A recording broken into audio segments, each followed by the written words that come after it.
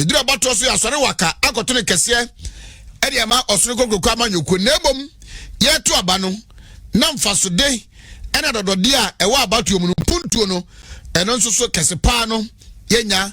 e de aba asantemam nsam wei ena ye besi hu nkonya free sabre ekopem se no nkono ebebo sabre ma ye kwan na biribi fufuro bi bebom na wo se yidi hu nkomo a eno nso so no ye betwa e de afa ho maminka wo se enne awia pronto bre ewo Heroes Park baba ya rago pramano so anim honuma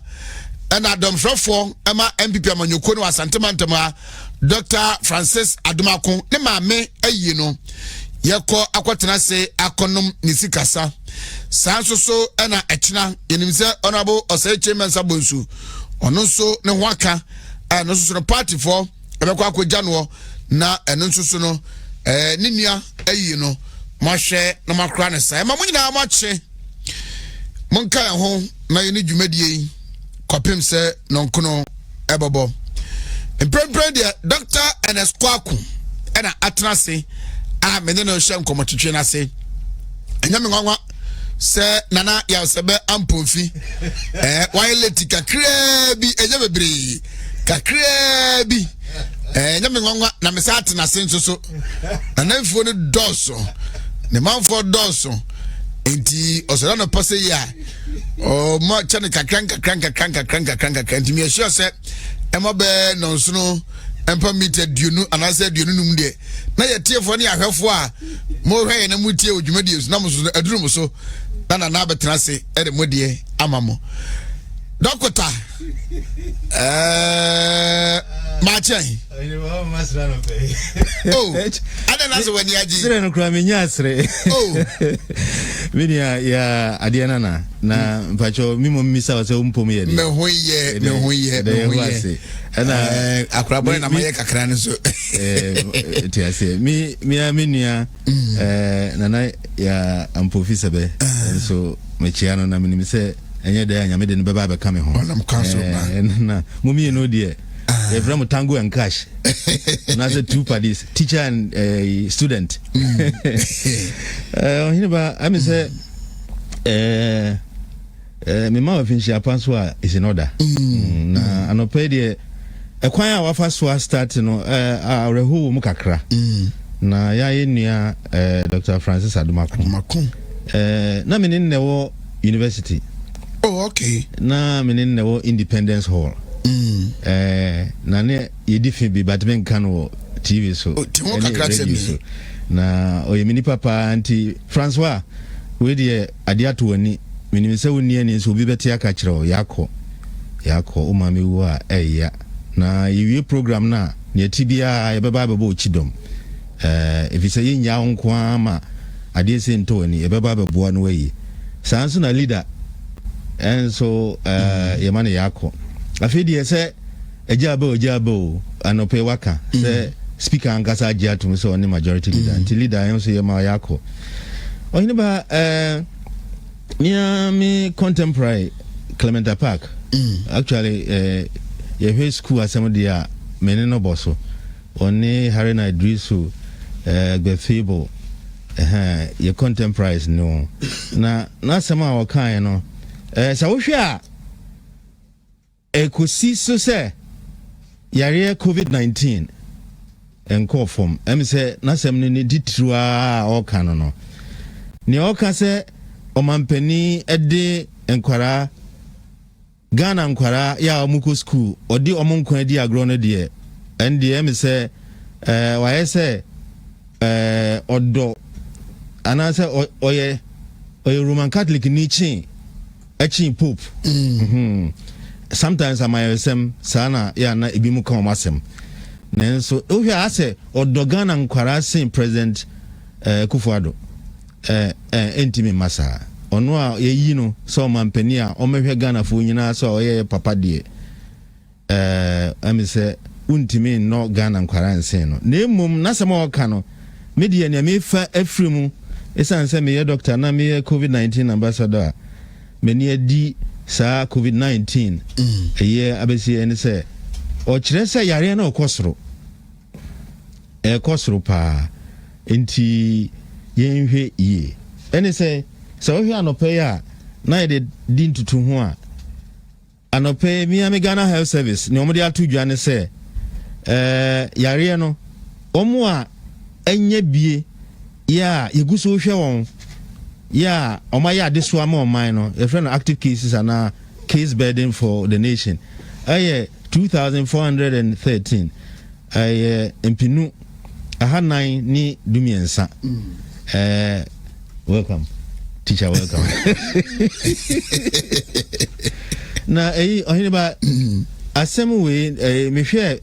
or more. I really be one who's the same. No, Professor Mamaka and say it breaks my heart. Miracle. If you say, enche crowd, Ghana for other Roma, Suti Omoye Mayen, Naya Yedi COVID-19, Queen, yeah, President Kufuor Nana, One, Osafo Odi enemy. And my yetimi, Ebuaya ma, Omo Anaya Reni Biwa Humpono, ti eba from sin, Ahensia, far less than 600. Na, unim. Nintia mira hone say enne mi no ka say fofura ayare abeka ho ye 658 enti ba say na ye koya ma yare ne tiba 600 ana ahansia ekura ba fom na afedie dako ni beka ho ye 658 ahansia aduonu nwotwe misremo me menye obi a me say ohene ba woni mi san menye obi a me hunuhunu nipa na we die mu aye ho mesre Ghana for me bunku de je kra ha na nkebe ya nka mesre if he says say wo mo ayare no wo so a wo mo ayade so amaye 2413 enye enti ye besre pa o mo so atoba ha 361 for some time now say e be gina 300 na ka 320 na fe gina wa afi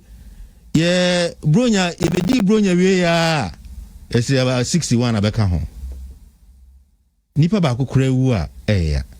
Da bia me ka say me doctor na sabio manususumrem. Da bia me hu nkofo mo hwero mo nkwa. And so I can never get used to death. Obia ni ho a ne di hye wu a be ne de. Nti mesra Ghana for say enioma mienu titru. Enti na mesra mo say mo mo aye na nhihyae yedi yaye no omuni sumaye ni edi kan eyewuo if you say ni ehu ni say nansen yare na sama ni musu a me de me ye bold aka say second wave no abagana oh say ye doctor for ye kasema ye evidence ni adenti e ma ya na twehwe na ase mask kata no kata hwene bo ho ben ba me na me di kan say ye nyiri ye ho hye pieto kura fa kata hwene if you say satam kura na WHO ana ya batan ku a hwes no na onka se yenhye na yenso yade suemu no se bibi mai sa na se bi opro ho ka wa hwe ana kire wani atwifom enso sometimes no yentwen evidence ha me mro so ansa ana ya aboni pa ho ban if say yare foforo a yesu ho ade yenim ho ade nyina enti mi de ne meka say second wave ne de abaga na anesa enti yesi ye de ho so if you say yeah then ye di bro na wie pepepe na putupra asantimem ha na cases a asan ba be cancel about 247 ade enkran kwa ampo de enye kura enti ye hu na ne ema na hu ni say yare na ama na hu so bio no say yare boa no kani sene na osiku nipa no sese ne de no kosoro enra enyumre na mebo mani akonhoma wo BBC kakra ena omo aka se yarebo afoforo na aba ho mfre ne news free no eno no oye deadly okum nipa about 4 times esen ba ko no ba ye no titiri wo ma adi mfie duosia eko enti kane no na wadi mfie duosia eko kura na woni yare bia ehye ho te se hypertension ana stroke ana diabetes ana kidney yare na nipa ba ko bewu a sesei foforo na aba no nipa 9 na bewu mini ayehu nti enye me nwa se kakra na ayehu Ghana ha no yare no kosoro na omo ewu no nso ɛna ɔmo yare mu din no nso ɛkɔsoro mesrɛ si nsuro hwe kra yɛnsuro wo no na wodi hye wu a ɛya ɛyi nana nkwa de ɛdo nkwa de saa ne ɛka no na nyame ɛmfrɛ wa na ɔwadeɛ yɛte ase die yɛ wani da so nti mesrɛ sɛ ewu no yareboa foforɔ na waba no ne hu ohu ama oku nipa ama yare na obeso nso yɛtu atese sese ɔmo ada intense ke bebre kane no unim sɛ ɛyi ɔhene ba menka o asemahia na ye ko be sɛ October ending efi November ase no na baby a na yɛgye yayarefo ɛde ɛto COVID-19 yayarefo gye to no yɛfrɛ no isolation centers a na yɛde ɛwɔ wɔ mpɔtam no afi ne obi ana ho bio enti ebi kura de yɛtutum yɛdi commission ebi ma me sɛ ya soafo onunyamfo semensa ɛkan kura last program ene ne yɛ ɔkan sɛ ajusu de ne ti su de nyina yɛtum enso wan hwe a sesei ɛsɛ sɛ akɔ bie efi sɛ saa mmerɛ no na yɛnya obi a yɛde no kɔ hɔ na yɛne na ba fam na Ghana fo di nhyehyɛ no so enso sesei de wan hwe yi a ɛsɛ sɛ yɛsan kɔfa isolation centers no babio efi sɛ baby a yɛhwɛ on ɛwɔ hospital sabia na different treatment centers no sesei empa no yɛ ayema ɔhene ba ehu na ne ɛtɔso mienu a medi ɛbɛma Ghana fo sɛ ɔmo nhyɛ ne nso sɛ yɛmmoa na yare no nkɔ fam no sɛ unsuro wo kra lockdown ɛbae no ɔhene ba ɛhade papa titru mo a motie mi hwɛ ma no pɛi mo a bojobojofoɔ yɛ a mo anante a mo nidie mo a mo stores ɛwɔ dum mo a mo stores wɔ Kantamanto mo a mo stores wɔ market circle ɛwɔ Takoradi yɛbɛsrɛ sɛ mo mmoa yɛn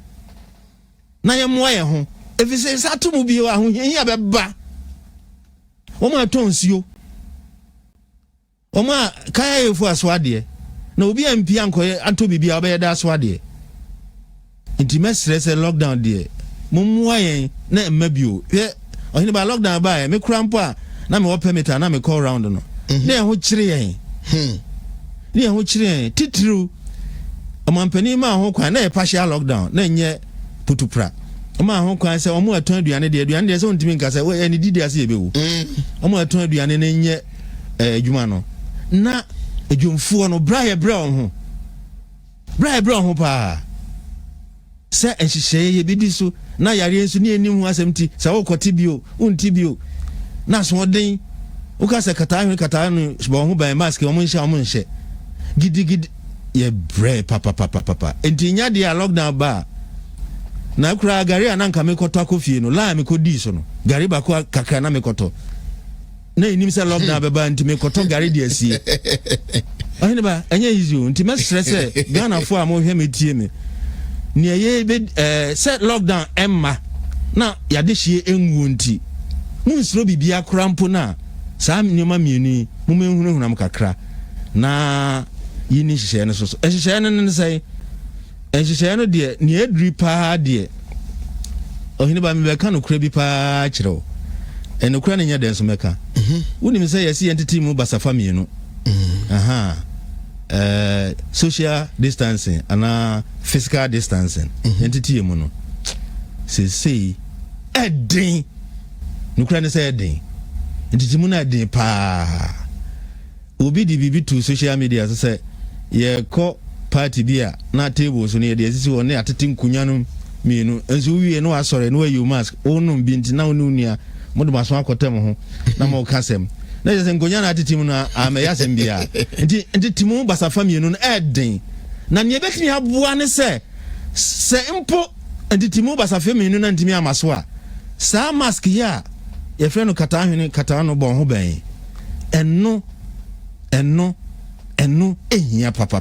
okay. It saves lives. All right. It saves lives. Ni etosu mienu a meka se ye momodia na ye nyiri ye ho na ye nya no so ne se we de ye kura ye di fo kakra ye yade ne ke betimi a ye nya no adi ho outdoor if you say you mu nyina akire se wo wadi ho na mframa afa ho a yayire ni ntimi entre enkoma enipa nti bibi ebetimi aye a ebetimi aye na di ho outdoor de ye momoden se ye ntimi nya na di ho ne ye be ne dem a na ye momoden mie dan ana ye nso fan na mframa mfa ho na ye yes a ne o me a ansana nsiano panie vaccine beduru ha no ye betimi save a lot of lives yade hye bebre betena se okay nsinano panie no mame mfanto bia se medie medimani ehwe akonkan a ansana bosome June ebekwa wiye no na ebia ye nsa beka bia betimi akasa ye de wamamfo ndi se emra da yanim no ye mo ye ho ban mirase mesa ba honum bio nana machi ya nua akwaba ejusu eburu apomuye nyamia dumara ede obade ase obade ya de manti biazu manti enwano COVID-19 dekika gwedie ayedin oheba ayedin nemum senia ebribi baaya ye no se ye hwe atoa so saa ye ne saa megidi se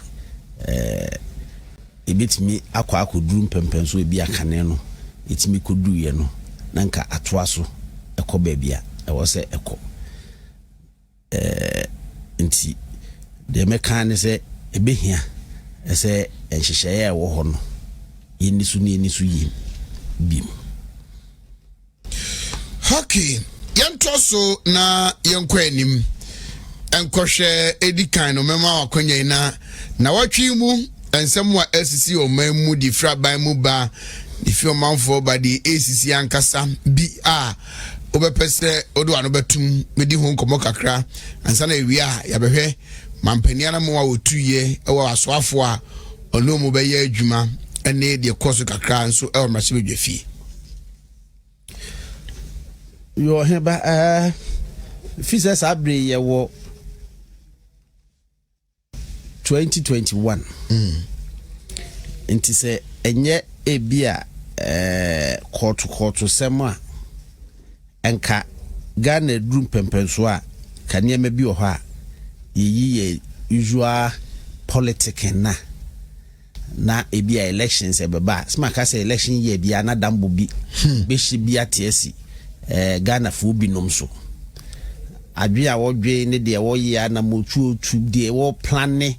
afa Ghana ho nyina abehu an na enye Ghana ho do enye Ghana ho ye na emom ebia elections nti ye de sa nyama ne bobo ye ho awie a ka elections twamu a na nke ama Ghana nkanko no e de anim sa wo hwe covid ye ba yi ene ho nhyehyɛ a se ebia eka yenkwa sania Ghana fo ebia no asem ka a kemo frɛ nyina ko school asabre wo manya kwan de okọ university ko de okọ SHS 3 a wonya kwan ekọ no enkanya de anka bia anka eduru sampempenso no ifise nko mu anya kwan kura anko school no makowie ko mu nya kwan ko no makowie ifise sabre no na yensem kamu ne ne ye no enko faako sabre no na politicians age o man na fa de o mu ka no na na ye adwuma we wo covid ye adwuma for man no wo ha we smart bi a ye adwuma but the what ye adwuma no se ye kapa bebusa se de enti America we ne ye Dr. Clementa Park dia o sa edebebamu moti para covid task force mutu anamo ebesi ne ede na mubetimi dia ka kire Ghana force na mo etu ye no sei ni na akosi efisa anya bia president a owo Ghana sabre no nene oda wo ho no na oba bonten be ka anamo a otu afa akon no no friend no update no say duru be 22 no be ma na no asem etimo de na wo ho no e de na mo kaaye efi se nka mo ye bold enough so yen so ye tie ye no because mo tie mo kama Ghana fo nyina ate ya ba ko ya be ye first update ni say e bia form 3 4 e wo SHS ene JHS ene bia university fo a e be wie ni ade no me amomu nko school ye asem no na ke bia ban so oh mesi wo mu nko se ni nti ni ahu se mu gina pen na betie no the same task force mu no ba ko de asem kro na afa ha na ba ko de afa ha media we de fa ha no we de afa ha asa na mo bi e be koso bia asa obi wo ho be ka kiro se enye eti se ye jama Dr. Clementa Pacta asem be na nko be ka se from sabra ni besi sabra nka school fo ko be mo makọ ana o mo mu nko onka na Ghana fo nyamfanye fapem se we mu susu sei onso se na wo ka afa if you say I na ye confuse nipa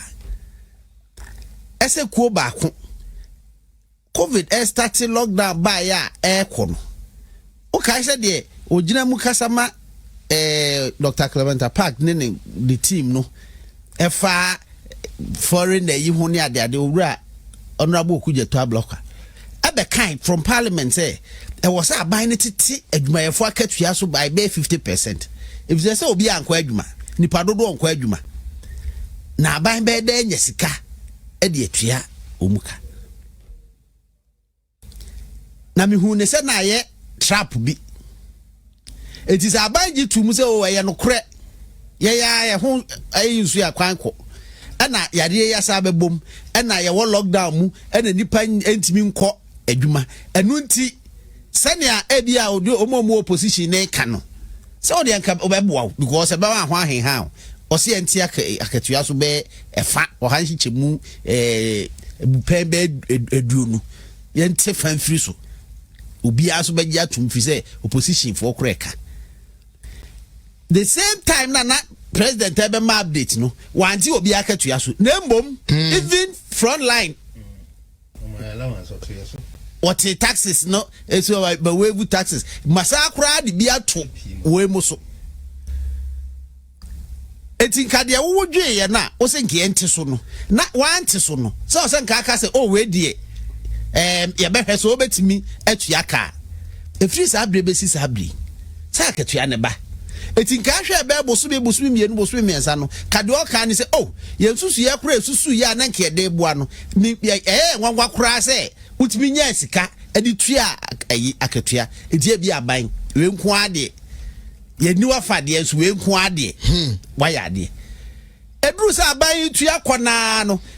former president or no be candidate amegyina mu sa afede de e kura se ne e wo se nka aban no kura masika bebrebi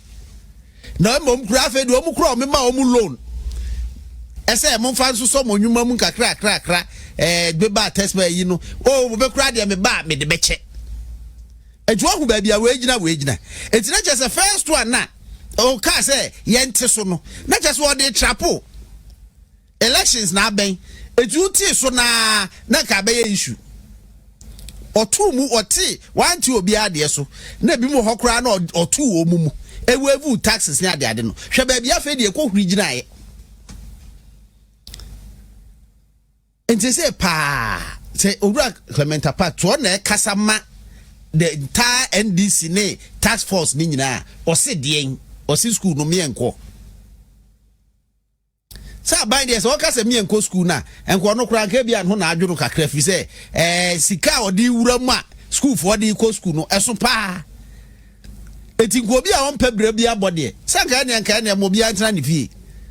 obedi na wa wo fo so enso aban na tu anamon de e wo so ye ka ho bia wo ye de me expect ni say usi gina pense eni kwan se ye kwa wo de superior argument bia ba be kire eti gase ye ba ye sabre na ye call lockdown ebesi sabre ni kwan se nka school fo koda ana hwe reportage bia ba ya bia school edu ba bia ya na boni ba ni patirima na nyansa ayira no SHS for school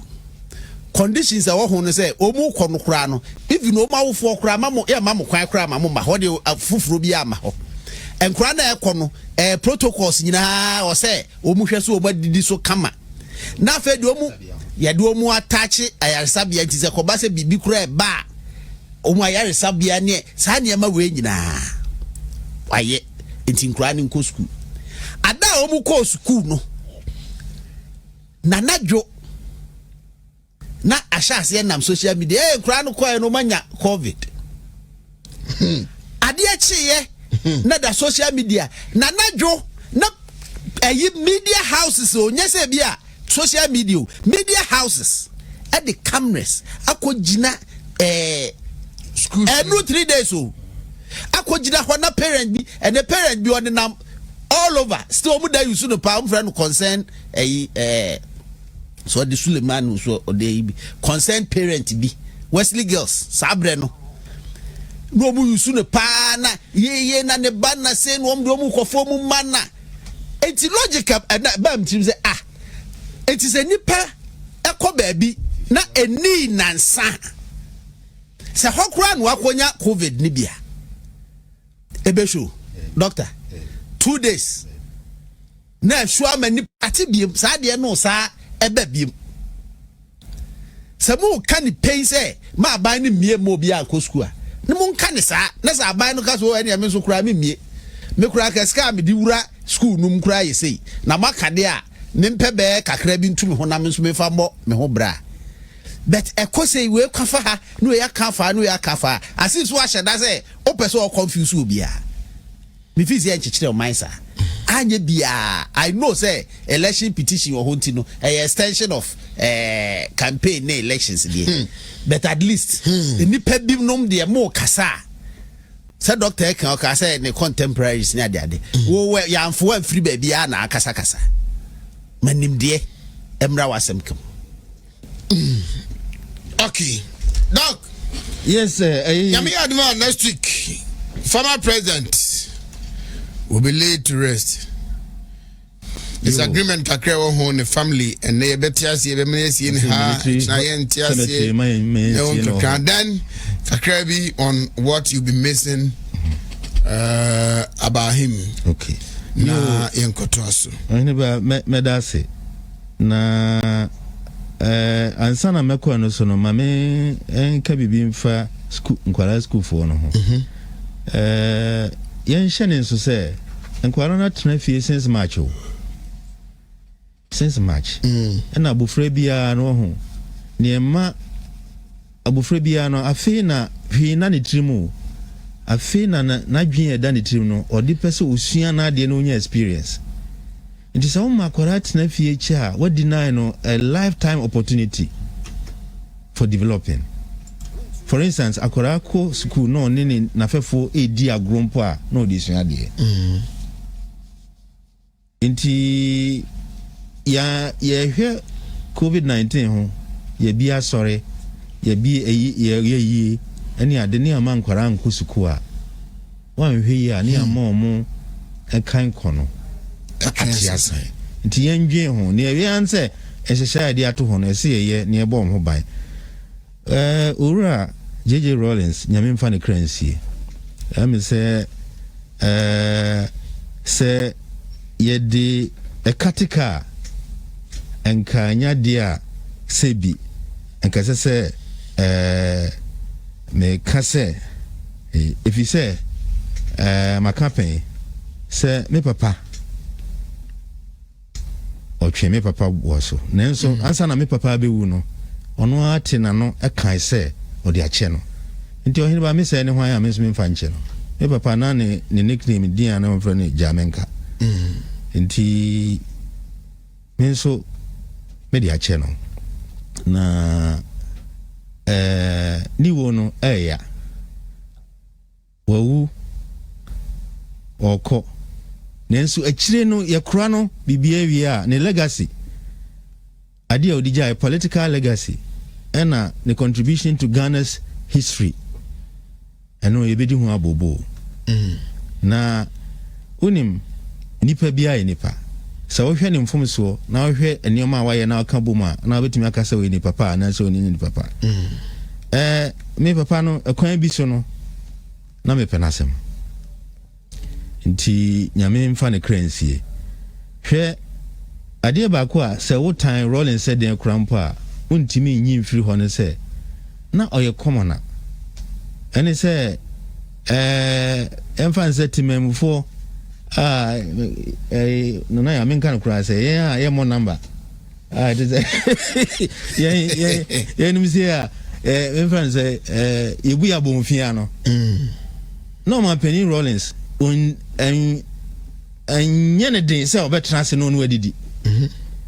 ɔno nyinaa bɛto nsa ne yɛtu gotam. He was a charismatic mobilizer ɔne ɔyɛ commoner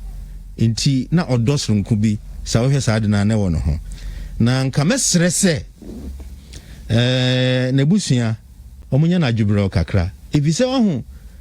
Rollins yɛ nipa a na ɔmo ɛdɔ no ne dɔ no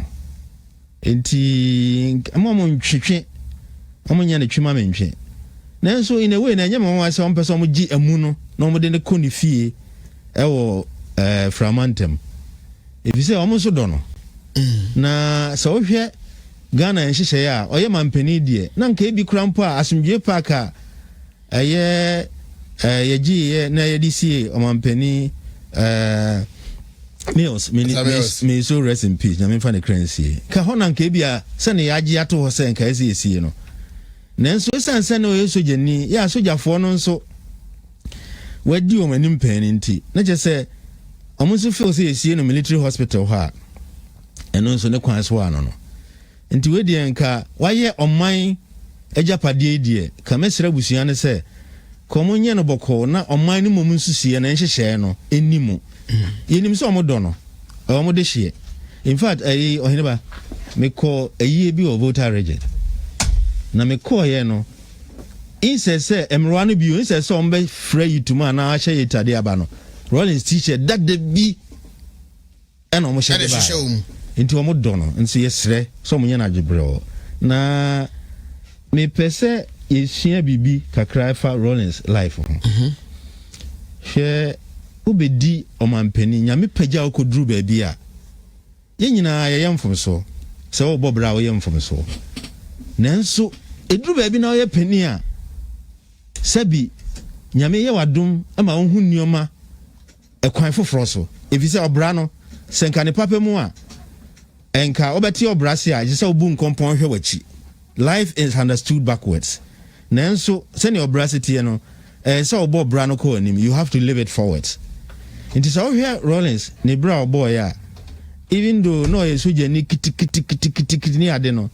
ama let the blood flow nneɔma yɛkokɔɔ so ne yɛtwa mmaa yɛboɔ mo yɛyi ɔmo ho boɔ mo akyi ɛwɔ badwam yɛtwe ɔmo aboɔ so nanso akyire no hu sɛ onyiniyɛ ewie ne mampani die no na in a way no wabɛyɛ statement the way I know carry no ho me kura de ne yɛ me fɛ ɛne nkabo mu a akyire ɔne president Akufo-Addo ɛyɛ no sɛ nka ɔhwɛ de ananka sɛ ɔtan na ɛbɔ mu emienu ntɛm efi sɛ me kai mre bi ɔno wie na ɛyi no na nipa a ɔma a yɛgye ne privileges na yɛ saa president Akufo-Addo ya enso yɛde asɛm kyɛ nti the way a afei no wanyi na wayɛ mampani dada na wayɛ statement na ɔtoto ne nneɔma bi no na ɔtumi sɛ nneɔma no bi wɔ kora bi a nano na wamfa nka wotumi sɛ nneɔma no bi wɔ ha na ɔdi ho yɛ sɛ ɛsiiɛ nti na afei ɔkeka nnipa bom nsɛre yɛsi yɛ nyina a ne yɛka yɛ ho bom ɛna wohwɛ a adeɛ baako a mepɛ sɛ yɛbɛsua sɛ ne sɛ ɛsiane sɛ na wabɛyɛ statement nti sɛ ɔhwɛ ne party NDC ɔno atee no a na ɔtumi hwɛ ɔm anim na waka kyerɛ ɔm sɛ nea mu yɛ deɛ nyɛ na nka obi a wate ne party na 1996 watwa ne mogya ɛde agu ɔmo manifesto so deɛ sɛ nka ne ɔmbɛyɛ bi ayɛ ade pa nanso ɛsiane sɛ na wabɛyɛ mampani statement na ɔtumi hwɛ na wɔtu ɔm fo mesrɛ yɛ nyinaa sɛ amanyɔsɛm deɛ ɛno ɛna yɛfa mu ɛde bɛbu ɔman nanso yɛmma ɔmo a yɛne ɔmo ɛyɛ amanyɔsɛm no ɔmo nyɛ atamfo ɔmo yɛ nipa a yɛne ɔmo nya dwen wɔ kwan yɛfa so bu ɔman ho yɛnsua that Rawlings example na yɛnka ehumum as ɔman na yɛmfa mu man titru saa mmerɛ yɛ a parliament ɛyɛ ayɛ gyempe yɛnhwɛ na yɛmfa saa parliament gyempe almost enti yɛnhwɛ ho na yɛmfa mu man na owura Rawlings nyame mfa ne kransie nyame nkyekyi na busua werɛ sɛ onim sɛ ne baba akɔ yɛ Dr. Zanato apparently all ba chimota yemi na saa time na me depots kakra o na me kohyia o ma makɔ aba nti onchiche ne man nso werɛ onchiche abusua ne werɛ na ma me kunu do Ajima Rawlings hyɛden ɔno nso kɔ achimota ɛhyɛmoden na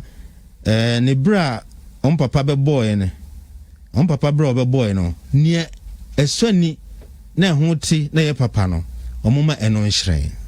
ɔheneba mɛdo ase Dr. Mame Manfa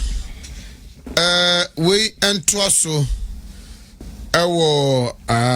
mrasebedwafie ade no prekope say speaker atronim tuo aka say oseme bonsu any majority leader na eme de say right honorable say ye benya parliament eniema bebrebe no ye betwen ama Jesus speaker na be kasa ansana ya tie ho ase wo ho ana emfitiase no sa na beba nanso ensuohie eyeden ne ejani ase de a ejo ehura bejo emfiase ndie sa na beye efi se mentimi ho ase na mai sa bibi o high friends denial stage BBC you about 5 stages they say stage NDC for one year denial stage omo nyintum nti mfiase ne sa na baba nti ss right honorable abambabe oye firm ordinary from pa if you say ohine ba some obi sam de wan hwe ya opusu me ka bibi kakra sa wo hwe a na batu say yi no by consensus so no eno kire ne say ss ordinary form no ye say Ghana obesom no. I am asking this because Senate Speaker Eba Beka say Honorable Chase Mensa Bunsu a majority leader, then it means the MPP side plus the independent parliamentarian form the majority group or the majority caucus. It doesn't matter how you describe it. It doesn't matter. So therefore, it doesn't matter. So therefore, formation of their committees, no, where majority, no, there be I was say umunya odd numbers, no, majority I was say a dozen, one more than the minority, no. Can say no bansa, but the business committee in parliament, the appointments committee, one make us same way. I'm a committee a even number. The business committee has 20 members, 10 each. The appointment committee has 26 members, 13 each. Uwe no afena obeka say Chairman Zabonsu is the majority leader. Whereas in Gabeka and cannot say omo form committees now. A very even number, then the majority group or the caucus will have the greater number than the other side. Minia, Emramoni or Bibi will hire a friend of the spirit of the law. That's Emrano ehom and they the letter of the law. Emrano ni sua yedi atokrata so. Na nye da ana yedi emrano sua ye krata so na yedi adwuma. Esa wo studio ha na andi apia kubi honorable ebetrai. Na ochire mu say omo standing orders ha na omo di di nkita ho ewo parliament no no mpese omo di mu nsesen mu kakra. Sa asema wo kan no mo di ho nkita ho say bibi on friend winner take all say majority dom kasiye no na be fa committee no bibri no ma o ma eche titinafo no yenhwe na yensesa no kakra enkomo anomu di ya nka ebia enka 7 parliament atwem no nkomo omunya nyentuma ne meye mra omu gituma nka beye mra enti won se omadwen na okoho na yenya nyentum no de emra no ne se omu ayedom kasiye no omu na se a chair most of the committees. Now appointment committee are okay. me ɛyɛ na kakra ɛyɛ na efisɛ so here chimpe na aba hɔ no o members na nkasa de chimpe o ɛmi sɛ chairman no ɛna sɛ ba sɛ casting vote bi bɛbɛ ma na ɔno ayɛ yi anya sa ɔmo members de chimpe nti sisi a ministerial appointments bi ba ɔmo kɔyɛ vetting appointment committee one here bebree na no sɛ ɔmo antrase esumu ɛne ɔmo ankasa saa na ndc fo no pɛ no ɛbɛyɛ yɛ ne bibia yɛnto ho aba na sɛ bibia na akɔyɛ sɛ ɛyɛ honorable Joe Wise na yɛ chairman na sɛ casting vote on na bɛba bɛdi no hɔ na yɛmfa saa bra no ɛnhyɛ parliament asɛ nyɛ sɛ adwuma no bɛyɛ den wɔ hɔ na sɛ ɔmo kɔtena hɔ na by consensus ɔmo agree sɛ dɔm kuma ne dɔm kɛseɛ no wei na ɛmfa wei a ɛne ɔmo ma mɛka nkyerɛ because mmara na ada hɔ dada ne deɛ old standing orders ne deɛ kɛnsɛ sɛ ɔmo yɛ ne kyim nanya bra bɛka kyerɛ na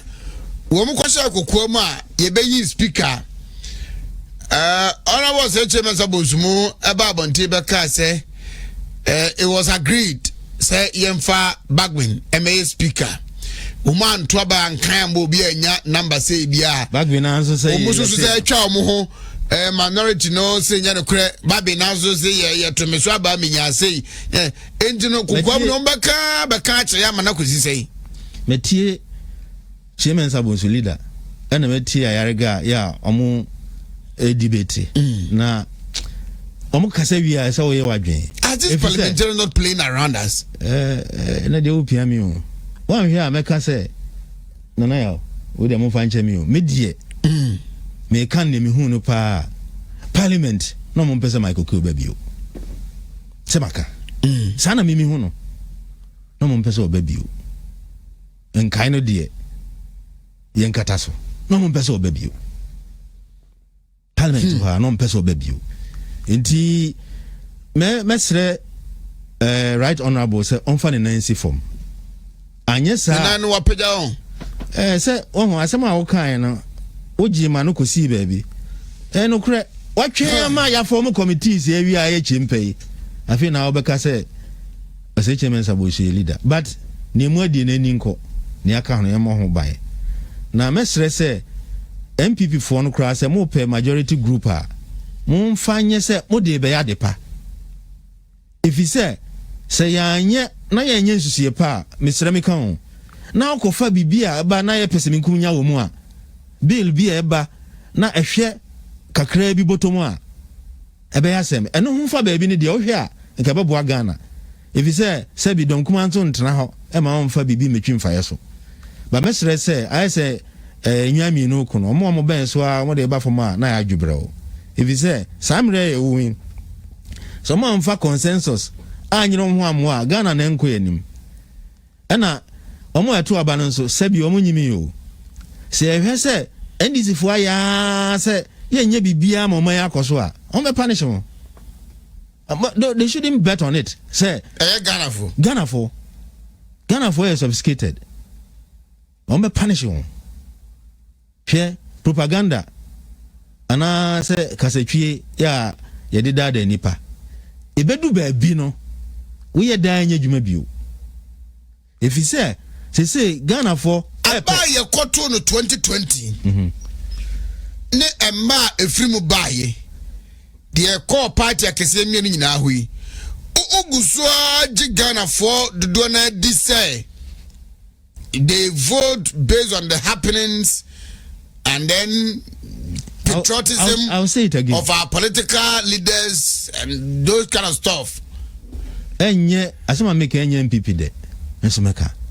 I still believe it say Ghana for voters some are discerning and they punish now only nkofo o ma punish on punish MP so ma anyere ho bajo we aseme me ha me ni aka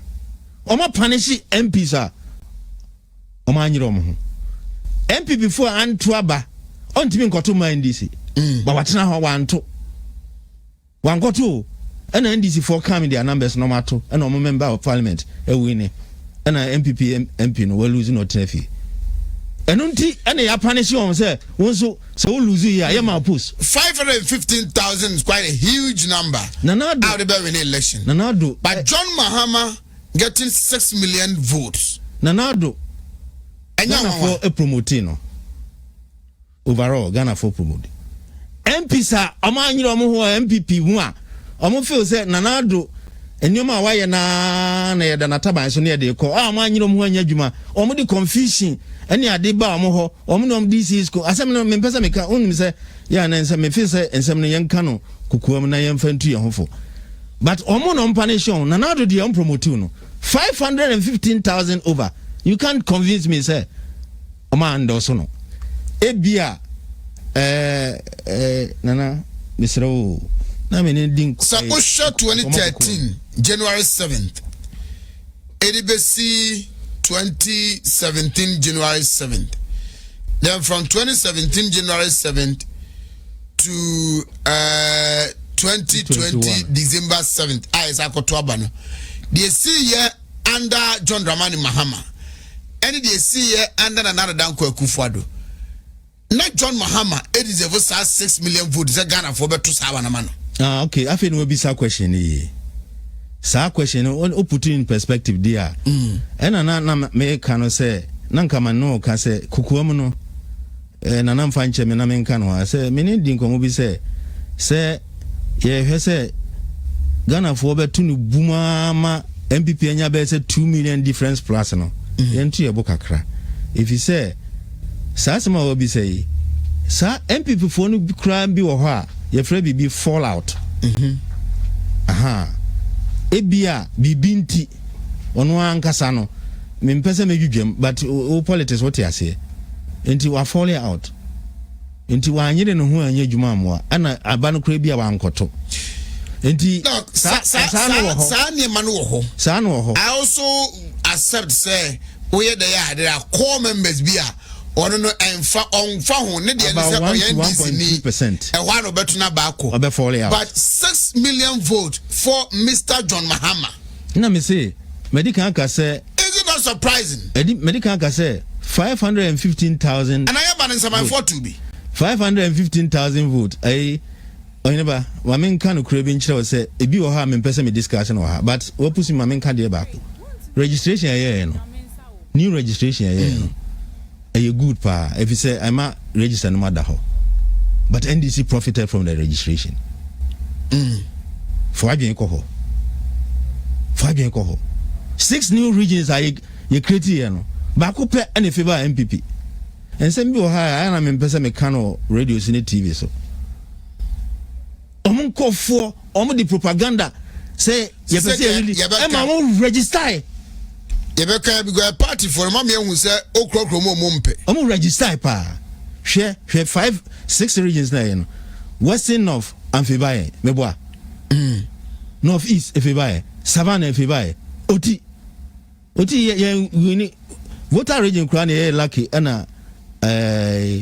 John Pierre Amewu winning ho historic oti Bruno East ni efeba ya ni hafo enti media 515,000 there omo e promote na nado okay. Na MPs so we are parliament MPs no mo punish on enti yen hye ne so na in a way no party's response no me yakakra on say Ghana for the na ye percent ka nipa konani me titru da bia obi konani ma yemde Nanso party a punish on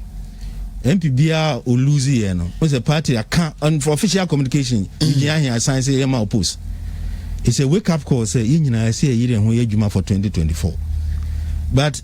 right honorable speaker, I saw in the nice form. If you say Sadia no obetimi a plea o party and a do by you among nominate you, but when you say parliament in Yana Ajua to Musepeni. So I'm here. Now the NDC for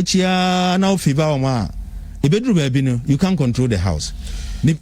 che wadwen achi ade ba akoso ohine ba woni me say court cases wo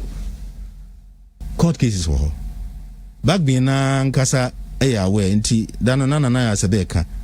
say right honorable Bagben or your experience unim say court cases e ba no or say parliament munya measured because e bi asem na wi no e bi anadom kase no aye clear because MPP e wo GDS say at least on the con 5 don't bet me win. Do you still hope say these major two political parties my main cancer will pursue some consequences now in quote I believe so. Already some of the cases have been filed. I am not convinced because of how the MPP looks a bit relaxed on the ascent of issue. No. So person mean can or air. I said we don't come preface kind of Dr. Khan. Now only Nana is a bemo young discussion. Na mo can say mo say 2 weeks are best saying among can ho he. Ohineba we die we nimu a ka nya dia ye kind of public. Me dem feel say contempt case ni dey court no expedient so mbeka ho asem sese metiete lawyers ni bia me susu ni ade say contempt case no substantive case say oye dual citizen dey because who ndie o ka da mo sikandi e koswa ma yes ye unifi parliament ma yariga be we ni ma em say ho ya okra wan recover no di we may so rest in peace. Inti sa oye dual citizen no and the ombekoswa na me believe say MPP be win that case. But sa contempt here or they koto aba e parliament na nka say okoni eso ani no. Me nye sure say ho asem be gidigidi. Ho asem be gidigidi. Why should it not be so? Events be a SC ma wa take part of parliament no. One hwe ya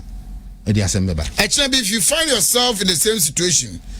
will you be happy if the Lord deals with you in the other way around? I won't. But me can say here again, MPP for no. I'm feel say omo ya smart ama by NDC a smart omo plan ya de ni ye am omo ye lose. Say sa na person make afi meka. MPP for ya sheshe dodo. Me nim party phobia sa de no. Sa de no eku omu. Omuda omuna omodwene ho. But it looks as if the leadership of the party has relaxed. Omo ya sheshe. Hwe plan na NDC fine na simple. Omo tra ho dwen a o.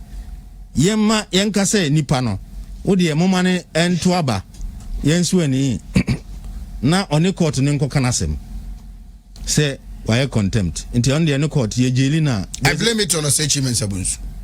Media me see MPP for ni nyina mo ahyehye. He is the leader then. Me see omo nyina mo ahyehye. Hwe ade ya wakoye ama no mo ne mo pa ne speaker. Oba beto aba sa 137 anomo no without a sin of MP no. Any 137 no. Until already no more 136. Say suppose say independent to my way and not just say we anya 138 136 clear difference. Until na so money ba omo take risk. Okay. Na matna ha ama yaswe ni na to baby afi na mo be dey mamenko nana ya sebe ho afi mamenfa en link kakra say mo ko ni gidigidi a so aka ho ni elected speaker hwan no so ni ani na hwan enso na yeswe speaker before yeswe ni before speaker asem no munya adwubra kakra well sa samna mratebe jafun bi kika let me call me free say a face saving agenda be and umu na on parliament me sure say no mo mpese Michael Kwekwe so maka nana papa Jerry kakra na yemra speaker then parliament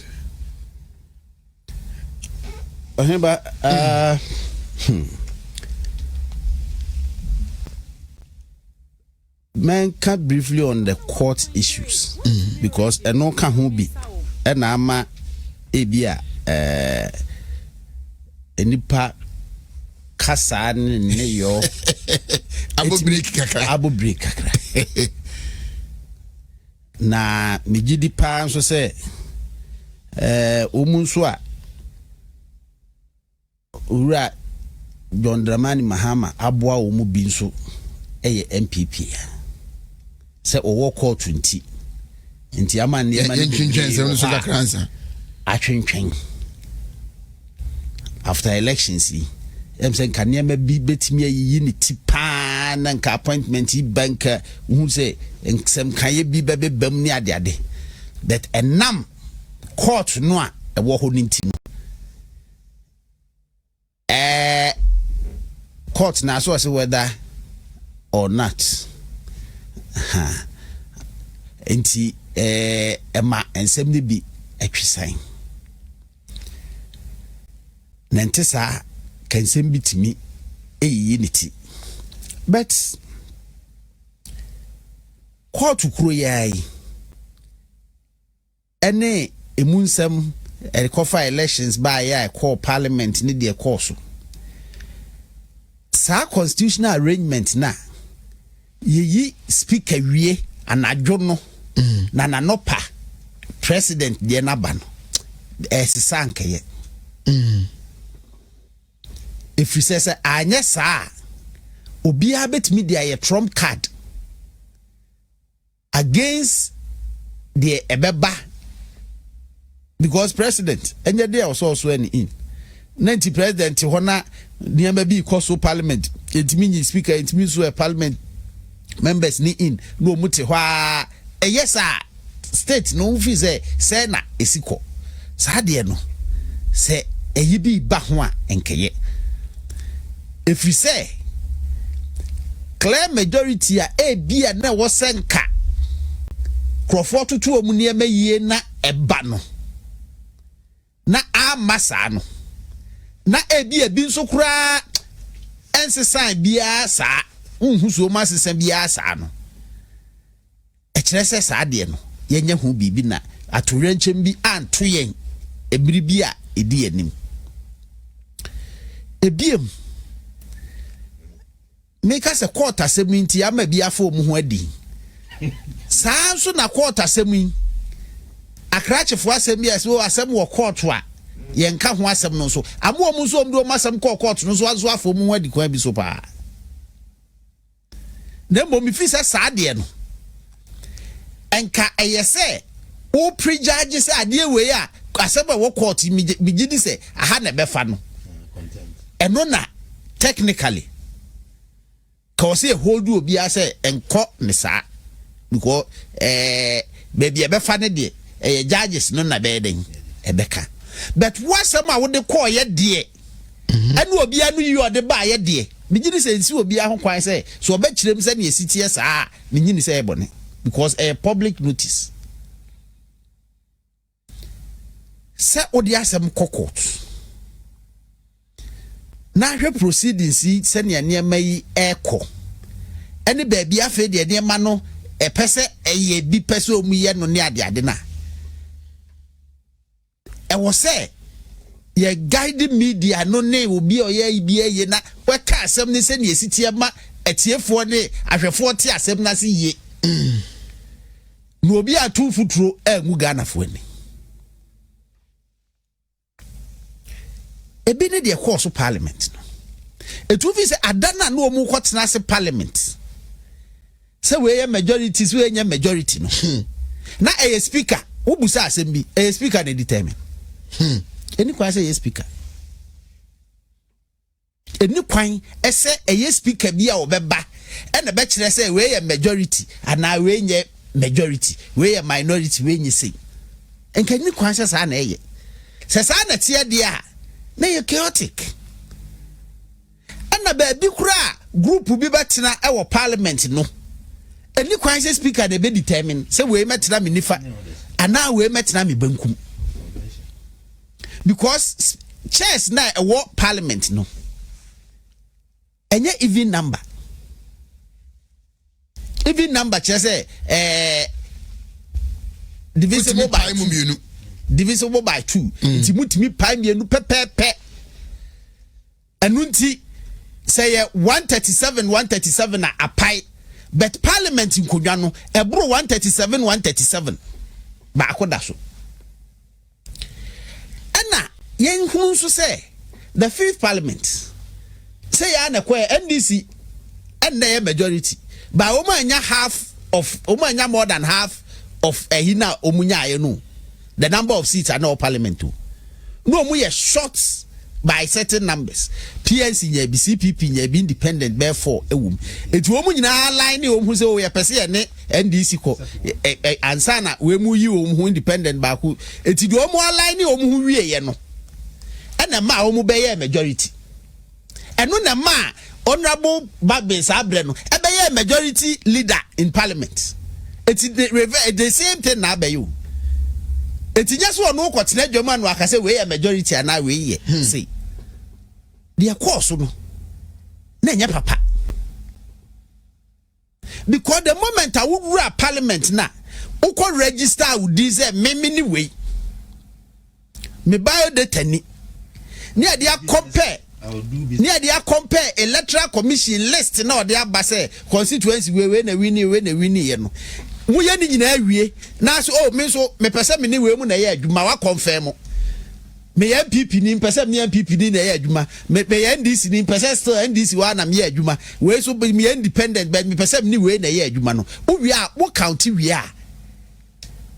eye clerk no Sabre no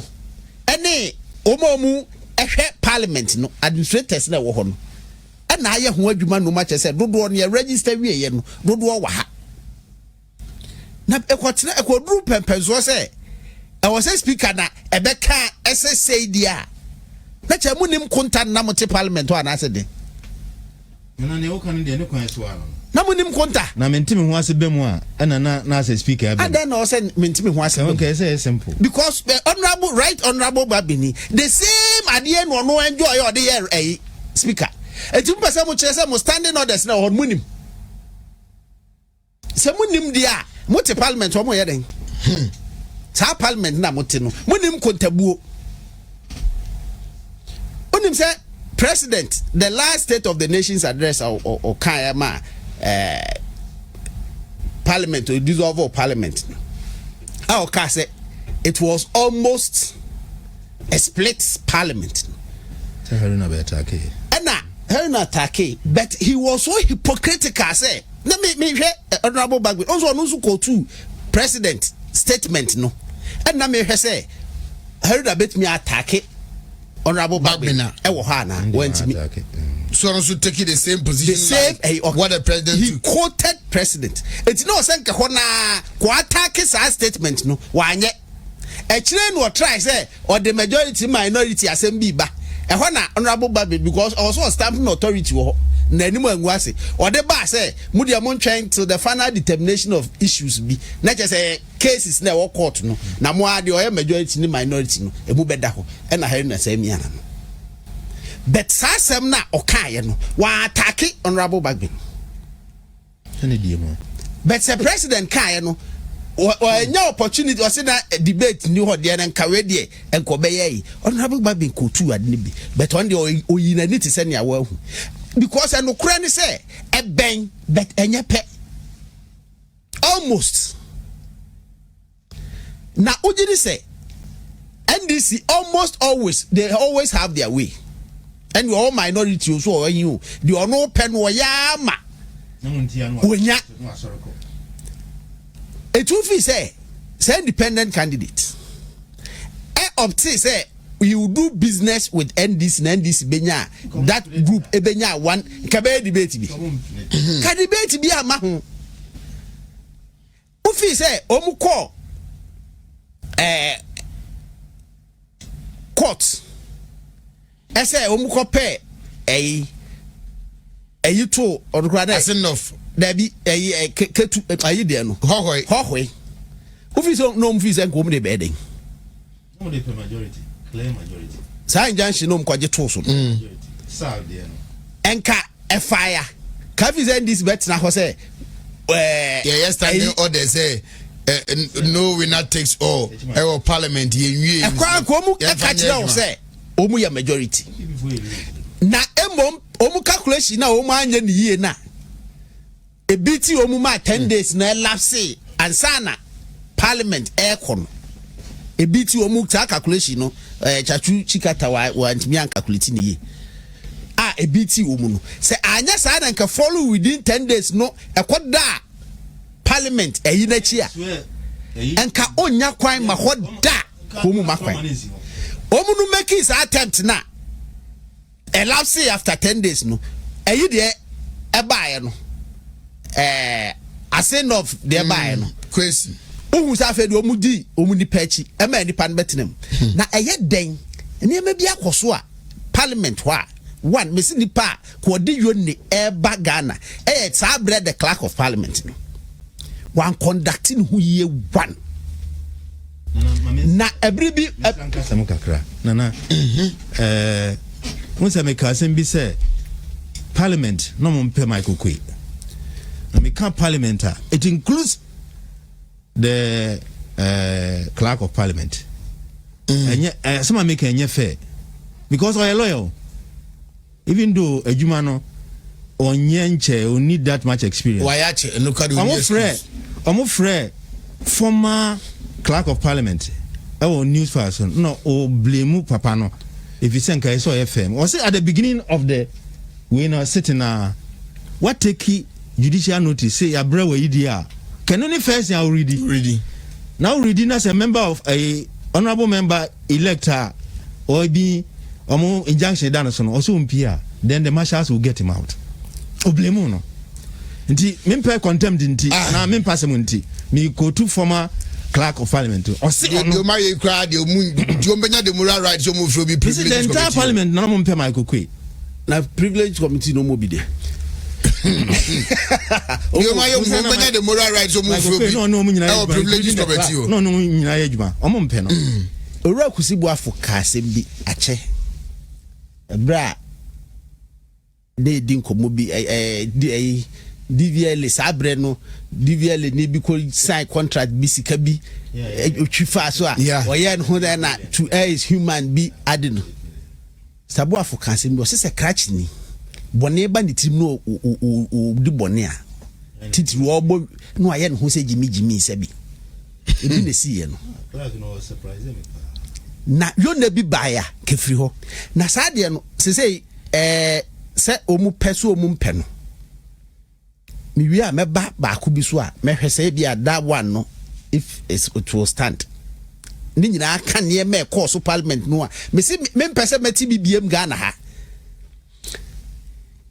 eventually no nanka wo said okoyi no oye declaration ni wi say enipa yi ko manya eyi from notification from court say eyi da we so say no e wo say court martial eyi no parliament martial no ana koyi ni pi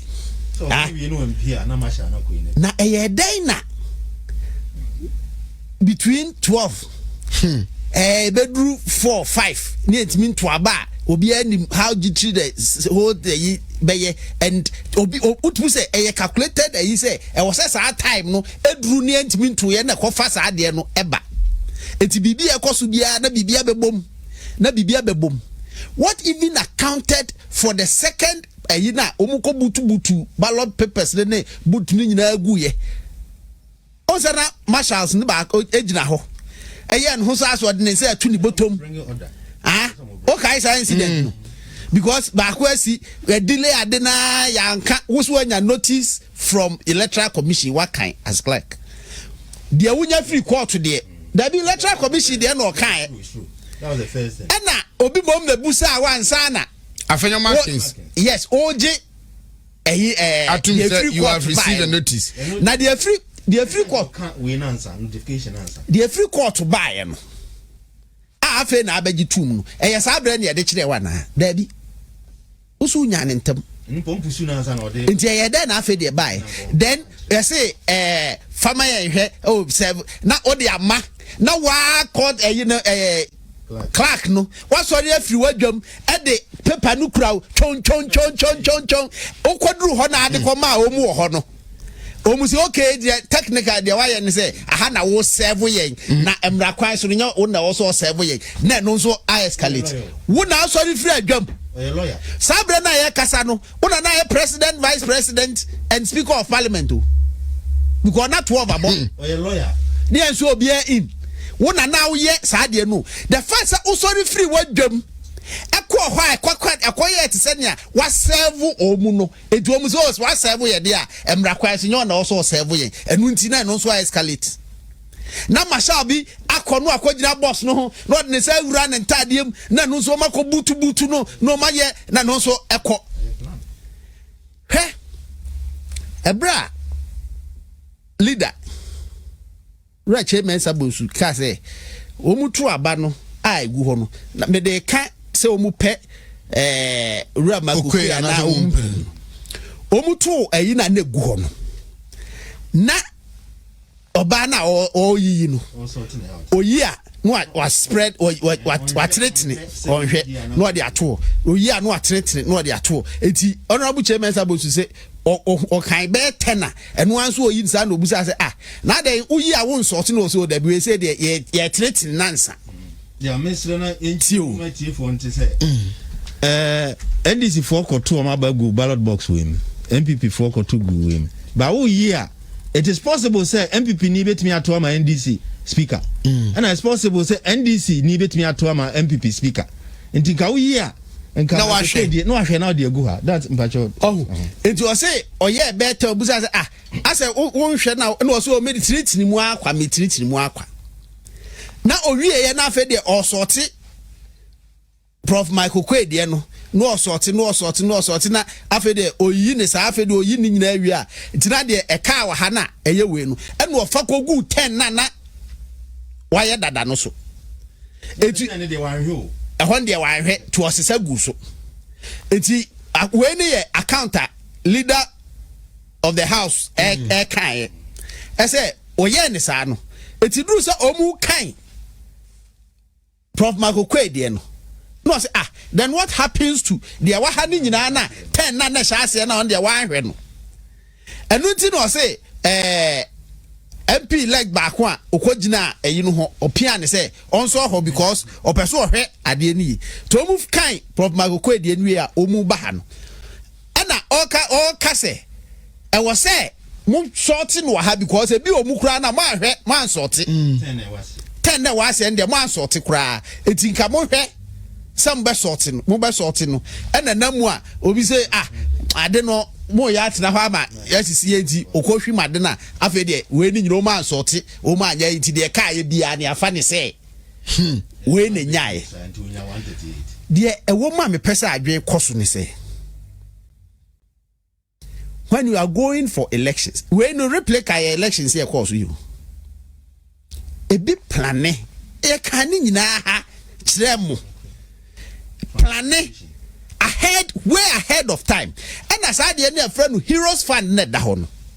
ya formula da ho ne calculation asa wo wadwumani say na wo deserve na ko ba so okoye bibi mayen na wunya mu asem a ye betua more than the wunya etu dia fati twa so fati twa so enti sa dey na course parliament no obit me di ni tire twa so ama ballot paper or tete president or your candidate what the ruler to no atinity afi so hwim enya ba bi baako esi wa ha na esi wa ha na esi wa ha e wo se by now no se ka Ghana fo hunu dia sa de no akosi a ke bi kura de course parliament nkan koso ya to abawi ya weni ntinu ano eno ano no business as usual se sa de no pa obi etimenya kuku se di pa no se at president ti ena nya ba bi baako ballot paper so enya ba bi baako esi ba bi ba miensa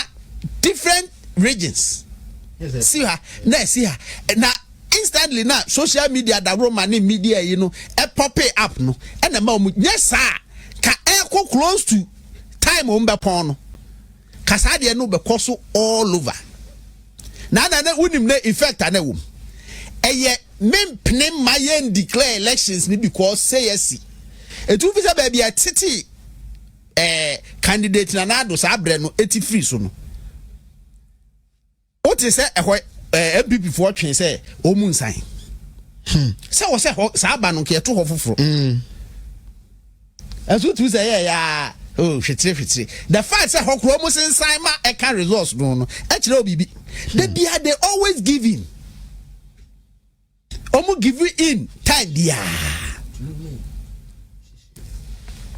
eno na mu a edu ba bi a right honorable Bagbin ɔde nice form ya mo se ne nice nsa ho kakra ɔde si form ya de na mom se mo so mo anka masem na nsi penya because ɔno asa mo kai ne say wo be leader of this house no na wo party ni majority eye group ni nyina be ka ho no na ma wo ye majority a se mo kai no saa da na enka saa ade na mo kɔche mu pɛ ye chances wo kra because wo che mu pɛ na se obi ni voting right na ye casting voter won ti si wasisi it is a more kind of pass a wo a would hear your money. Obey a leader of this house, a brand now party, and your majority. Can also be a precedent. Mankind. And that's how you way. And then the Mukonanim. Ma a Messigan high BM say. Okay, Mutakane, Baba Jama. Omusi we akwaje bright. Baba Jama, yeah. We had the bright. Any cremo for me, them swear by this. Omi and wine. I swear by Quran, I swear by Quran. We had a bribe, so much a bribe. Eh, one will be car to Biswa. Mummy, you asked there you can. Baba Jabaka, now you so the national international year. Okuja tabloka. Because a group be against we na a group be against we and now yes swear by Quran and ye we send the panning in our integrity that the parliament from honorable so still on it. Send one zone omun deserve us a group name deserve us a woman take leadership of the house and those things. Now say call BC or say call vote BC side brain the internal politics and the cover and so she somewhere course me person side way appointment committee way dodo na asa akodi ha oti adwamu nka ho ntu bi enti dodo na akodi ha no enkofa sade no ma I don't know but mano enkofa sade no nominee no or committee ni so a ono so or voting right or to aba why you know say committee member ni nominate na chairperson of the appointment committee so aka ho no say like committee members no na yabmo the din as a minister designate no so very recuse no graph very recuse no Naja on cry enye chairperson no member committee member no oka oya minister ya nominate no obe veti other nominees but edru ono no so a ono ntimi on to aba bi na short bi na sa short no it's so recuse no because on ntimi to No, we have to clarify. I think sir, let's clarify. We'll find out. I think sir ehina omuye ye no o mama majority no are reflective ho after honan sana right honorable speaker ebe declare majority yeah say from so no ye ya umpa che say na baby a parliament we na dru unim de a solve problem no governance now say ebi a president no on ha no bebre ne mra bebre be ne tania no ye magana oda onwen ona no odwindwin bebre kofa we ba na emra foforo ne ade no se wo ye wakwan a hweso ye wakwan hweso ye obibia na parliament no de omuntina ho there's enough on the table yes hweso ye de wo ye edru o budget ba masha all your forces na mon ko hwese budget no will sail through na the here managing information I was a Ghana for atin sem ni biase akodu point say so be taking stand be against the bibia eba Ghana for to catch say wo ye npa bonini Wednesday by 2 p.m. thereof and Ralph at Lisa Hotel and an Adam Fubi a lady or ye Juma oh parliament friend was a Ralph speaker na anhwe aye nyawo eyem de pram the Wednesday before the Thursday Wednesday 2 p.m. ewia asema make campaign for me nu me ne Ralph from kachum ga oh de bia masa na yesi adai no see MPs ni ko shai omo discuss about speaker issue no emu 8 ebuafo atwa fa so ko a omodundu momufu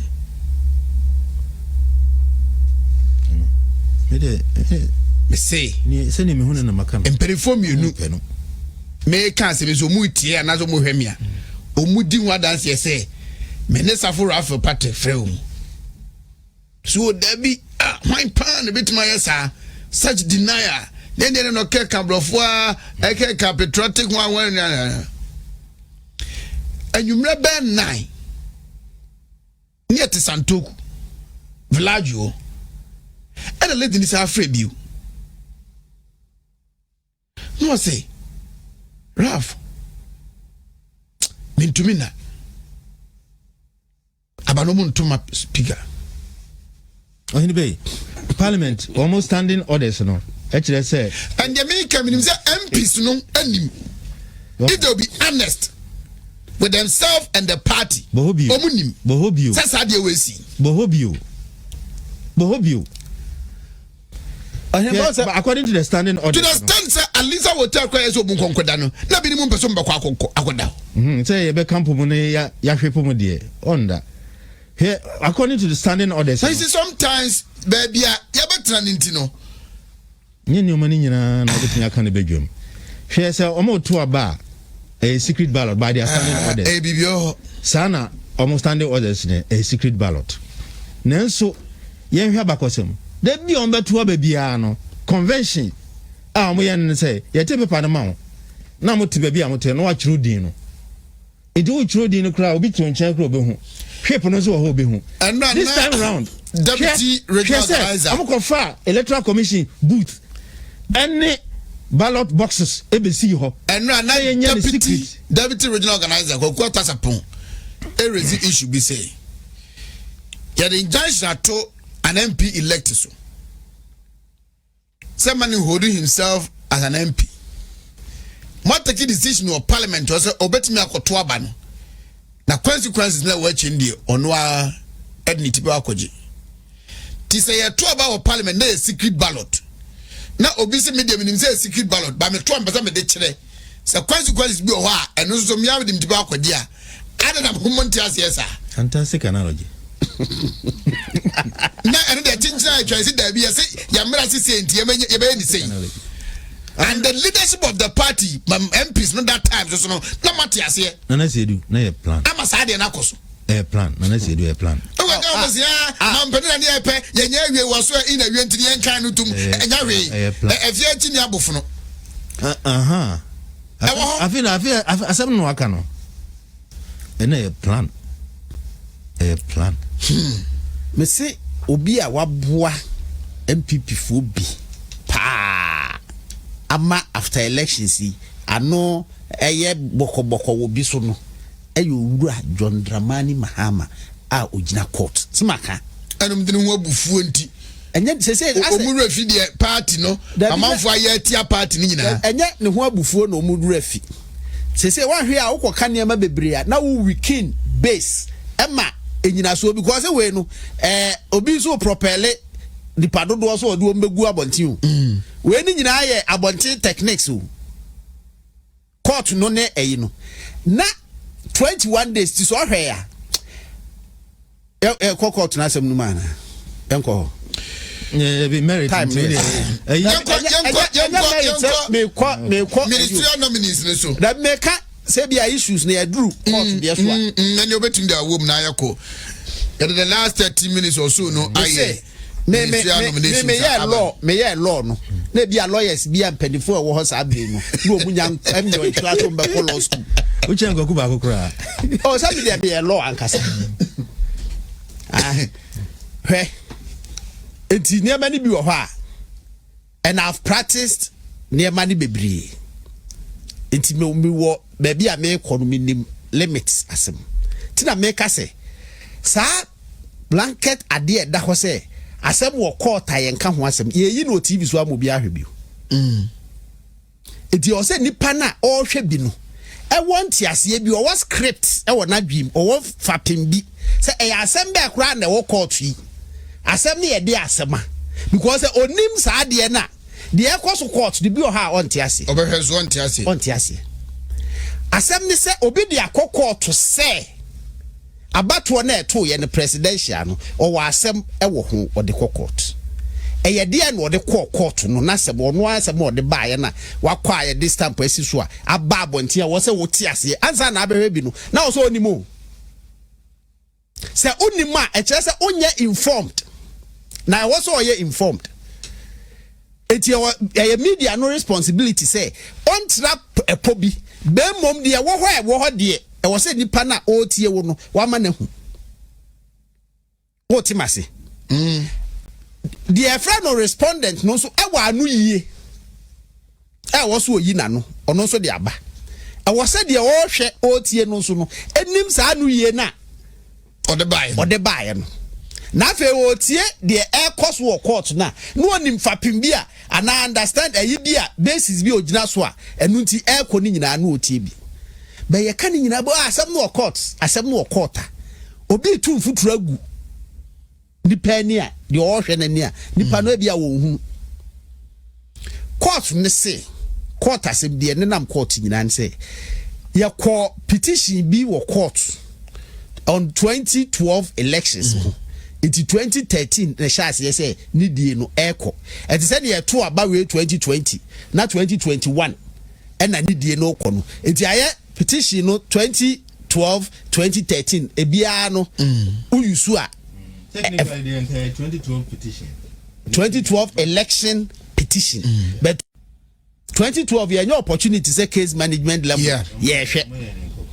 sa case management na ye hwe ni TV so ye say ye set lines no ye set directions ama obia mu amo betena se aka asem ni nyina hu se asem ye di no say ne de fa say ne de fa say ne de fa ebedi afa the determination so aye pe no e asem poben na ebia ye pe wahu mekane aha the other time she aye bi and this day o ma yi ne buy na because our street so ene ne nkrofo e koba e ko street so mu ko street so adeya oso aweni de na oye candidate abre no anu aye president da oye candidate no ene de no oye president empanifo a wo Ghana ha twotwo wuro nyina ahia emu ahemfo chief justice no mo mu ka ho nyina Peace Council no mo ka ho atwotwo wuro ehia asam panifo mienu amom do mu nsa hye krata ase ana mo frɛ no peace what pa de mu nsa hye krata ase sa krata no mu do mu nsa hye ase no de fa pempa ne se wan kasa wonko gina baabi enkole en declare results e ma ho ebra electoral commission emekai e ka ho nanso jama ha mabugu e wo consequences ekoye it is a ugina ho media ha meye ugina ho na se obi ti se sa media fi e introduce no ofra wo president elect na so asore obai wan correct ne say krachi jai kwala asem na wudie no me nam de meza akoshe krata bi ase dia wo ye ne nya ne kwai so no sa asem ba me na eba me so jai na ka wo so ofa kwan bi so de asrese bi kura adane no so tiase begina ho cameras bibia ho na as president elect na president elect na e course no what they also want violate constitutional 63 no what they want article 63 they want violate eti enkrofo a enya agidie wo mu se ya mpase wa wene no etu ba abonten ama ebra ye to aba no from 7 a.m. na ye to no ekosi na nwumre a ye to wieye 5 no ene ne kan mu no obi antwe aba amu obi wo Ghana ha eti no mu ka say the election was peaceful, free and fair, free from fear. Na after eno na baby to say collation center ehwo de nka abro so a party bia nipa tupe ena ekoho obi ama hobi de bia ni ho eno an say mo keke mo ne nyina abom na magye atum so we nya se na se ehwo na krofo ka kire mo say mawi ni awie na mo nkọ ho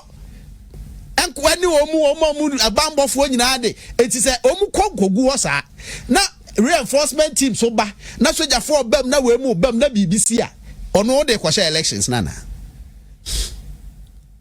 And so him say ebusuafo kra wo mu hwiri wo mu nkrofo wo mu no. They are not picking it from that angle say it be banity one near to aba wie no. E dey na de ne call collation center ma asem koto no. E dey na de ne call ho. E bi kra sa break ko afum. De de ne call ho ni say obi na si onko ho. Na na yemra kwan so ana. It is a okodru court wie. Court no so awo kono ye say sa eyi na CI na buy 99 ese over 21 days say ode obi biaba the ordinance am call ye atwen ya to the 21st day na ma 12 kura botwem no ko file and the same arrangement ro CI no mu so say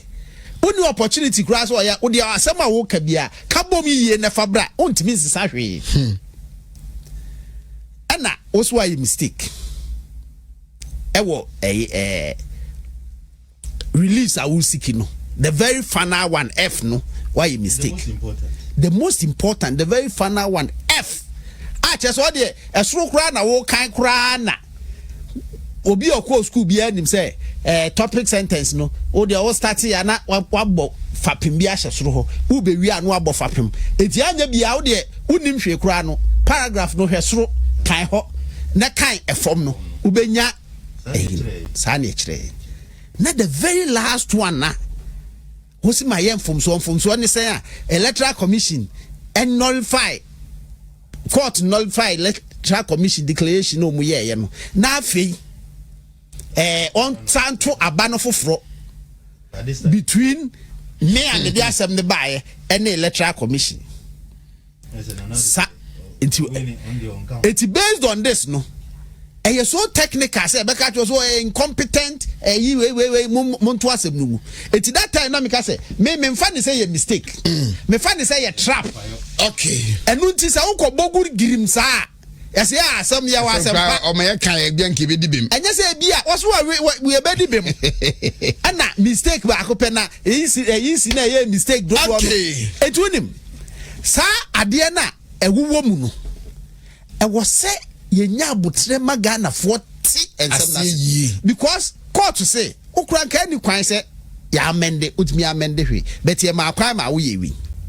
afa dia wasa de eyi fofora ba no mse da bi ye rule 70 onu se nyina hwe bi o se o ye review na traps bebre na wo ade no bohu ana o mu ka kire court to say de we na wo siki no review no stop it court no from proceeding on no madwuma mu ye eti e beka review na sem but adwuma ye nso de e wo say after do so and masaba say me be file for stay of proceeding nya execution proceedings na ye koso na akra no me be file for stay na akwese chechire niema bi na be chechire na obi ka kire say mame why na kan no mame written na yi na I will advise myself in court. And this time the propaganda we yade so church obi ade sa na se omra no nka who say a child will respect it. I say the last 15 minutes now can and share nominees are Abba 30 ministries 16 regional ministers without deputies Yanshay na Yeni mun kombo kakra. Whenever mami for about 1 minute to be in some comment. Now with the fache me, you've been consistent on this. Private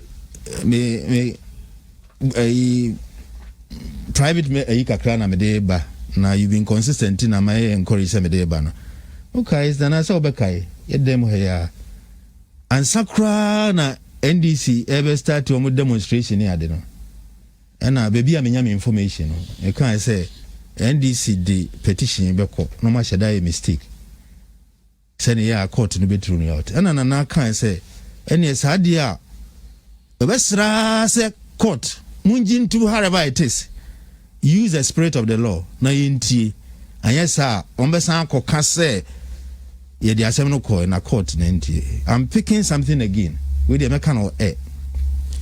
Say ura chachikata wabene. Let's give it to him. Na asem no odi no owo tricks bi bra odeba. Obetimi akasem ketua bi ebise bibi ketua bi na otwen ene ombeye. Minim say court for judges ne de me pese me content bia minim say munnim de. Nemum manu bedu jom kakra nka MPP for lawyer for no. And even electoral commission omumo mani na ho. If he say bibia papa no ye na obi se nyina no efidie no osum. Na minim say omunim radio na sesa na ho so yada ho so no bade a enema bekoyi asem no enkosi aga nanso trekisi ewo mpa nti lawyer form wo ema electoral commission any lawyer form wo MPP omo mani na ho if he say papa ni oye bia wadwe ho pa na oye na yanko enim yes appointment aba na ani di kan ne say mame mfi asanteman edie em say enwi edie nanso ohine ba meka say so far appointment no asanteman enya ne fair share minimisa afi deputy sabe ka ho ansana other appointments so beba na kakra aba no eso ni nemum ade kakra meka ne say so here technical ohine ba here technical say the yan mame frimo pareka ho a na che say ebe say 10 yeah Sir Chief of Staff obetini atena cabinet mu nti na jese emodu na jese cabinet ko kra ebe se nipa 9 ene betimi akotena ho na ye kan nyina no nti a asanteman prese ombenya omo eseso e wa ban mu no enye se ye de be hoahwa ye ho nko a o eno wo ho de na esenso se etimi bua ema mpuntuo ba santeman yentie ni ye de be ahonho ade eno ye enti omo ayeyom asasoafo ni omo abedi ekira ye bi yon deputies no mesre we de sre na mesre fedie ye be kan na mo de hoahoa mo ho ibi kura mo ye MPs ebe boa ma ebi ada selection no aboa wo ni mum nka asanteman na enye realistic se MP bia wo asanteman mo ha ene betimi enya post. You say you're 40. That is 46. MPs nana. 43. 43. Okay. Inti enyo bia na obinya post. Na omo ohini ba sa wa campaign omo bibia omfre no MPs caucus ana asantimemo MPs ni nyina. Mesre so omo nyina nka omo humum. Omo ka ho boma omo ayeyi omo as ministers na omo so ka ho bi omo sa coalition na Ashanti MP caucus no for the MPP no and omo nka omo humum omo momodia nko pre mpuntu emra santima me simu biu ye maame from opare ya chiawa no pe ye ma otrin kwanso woni ministers ayi omo cabinet ministers any deputies ayi be yi on any MPs impomanya post no mun kam humum na momo de anko srempuntu mra santima if you say ye pre say asantima benya ne dodo ene ne efata no enye ne fenku anti impuntu so ka ho na so hia ministries na eswate no ohine ba say ade pa na meboa ya de pa if you say no kura de e ba ko minister sa na doso no at a point ko do 126 na bibri kogu ba ko okra kan se kebe ya nke nte so enti ti ati so no ye na ti ati so no ye hu se na esese ba sa nso if say emrabatan constitution ni kire se yenyi duduo ministers asoafo duduo mfi parliament. Is it parliament I do? I had the so even deputy minister cry uni parliament I want nyebi. Ebe din pa se uni parliament abi nyebi. na emrabata na kyerɛ sɛ o uyi dudu fi parliament no na ɛna parliament nso na ɛyɛ HMP nti ukofa ministers ni bebree a na emra no so kyerɛ sɛ yi dudu fi majority fi hɔ a ɛna na da bia wanhwe a manfo be struggle ansa no ma parliament ansa na beto ba nti ɛno so wohwe a na aba ne saa ɛna appointment committee nso a ɔmate a ɔmo be vet ministers yi ɛna ɛyɛ akɔyɛ HMP membership yi sɛ wanya experienced people ɔmbetumi akɔ hɔ na ɔmo akɔ ka ɔmo asɛm yi a ɛne sifo no be ha mpa o ɔmbe ha mpa nti wohwe a ebia all soldiers ni all horses bi a abemu no emi say ebema vet na yeka. That's my view. Na enka mitimi mesre a ade we dey adesrede kese inu say nana do nye obi a oye reshuffle sa president but edu ba bi nso na betimi a hwe na ye if you say 2024 you besi breaking the 8 and I break the jinx and I hear by sanity. Enti sometimes ensesa bem na ebia BBSC na I say because of election event as I say we take some decision with the president can media can mint to for me manon rujum and so consider it. All right, so I'm say make for appointments no. Nana Arriba. Appointments unity. Na mekai Ivory Coast president Sabre na Krofo bi ko ye call a petition say ni ministers ne baako onko hwe de waye no ni kurum du ho a ye say omu capital ho fefe akwan ne bibia ana obuso omu say ewo hen kuro no wo hen fa ewo hen fa wiase na omu so wo omu bo kuro no ana o say ntie wo Cote d'Ivoire ha na o say na sanko bia minister bia timi ye di kuro mza sanka ono president ko ni ha ko mbe twa be hia no na obi aye di kuro mu kama ono no ope it is a one say o say o say scan de ko kuro bi so next what the year the crow year dia mon fa masem nko appointment I was say reflect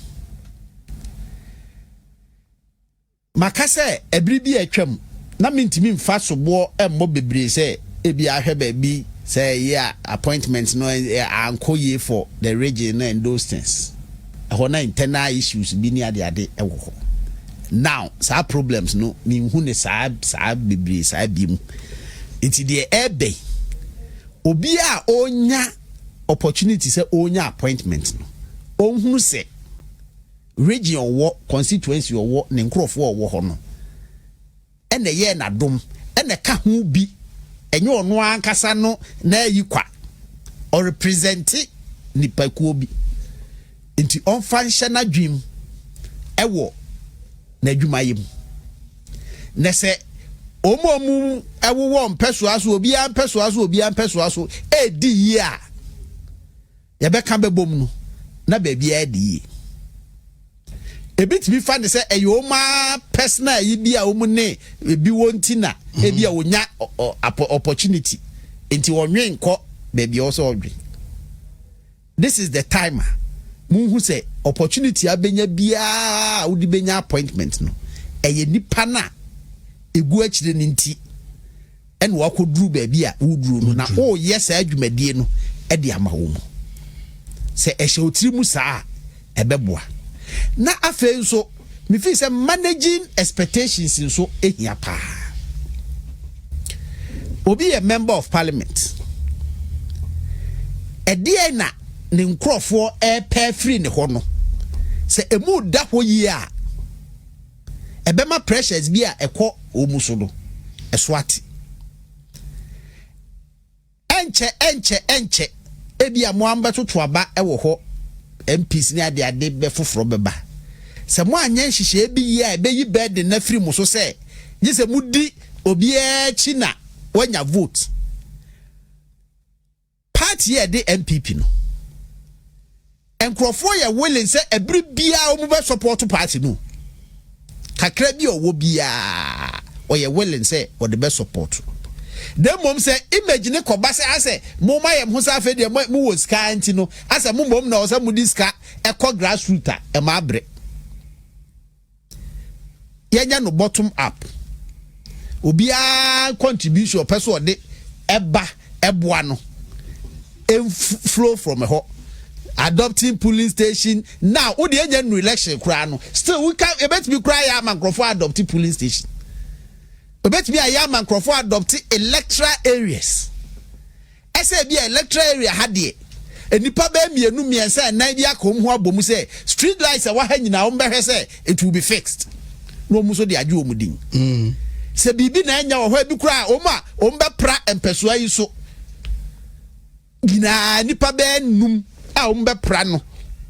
boso me so obi age 1000 Ghana cedis a nipa num bia kom ho abomu say busumi bia o mu betua sai nipa no ka ami ahwe say empesoa so ha de e ho aye den e ho ate ye betimi aye ne san kakra ama ba bia ye enya ne de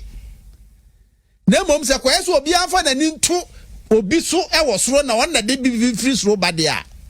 wa hwe betina ABCD enu nti ye hwe saa ne ma ne ye hwe onim se bibi ti se bi a de ama leadership na nse so asa ye din bi eye mobile telephone mobile phones adawromenti BBC obi tirimu na obetimi afre na MP say pini gina parliament so oye den say CAC di tirimu na ya so na yere obetimi afro ana na gem bada obetimi afro he can reach up to you but can no a but no be firewood kanena nenka ni se wo kopeka sika no afa ka no akonkra no telegram ko ya yi no na enya de a na MPC ho kire omu sa but say ana wonso a wo frɛ wo MP no get telegram che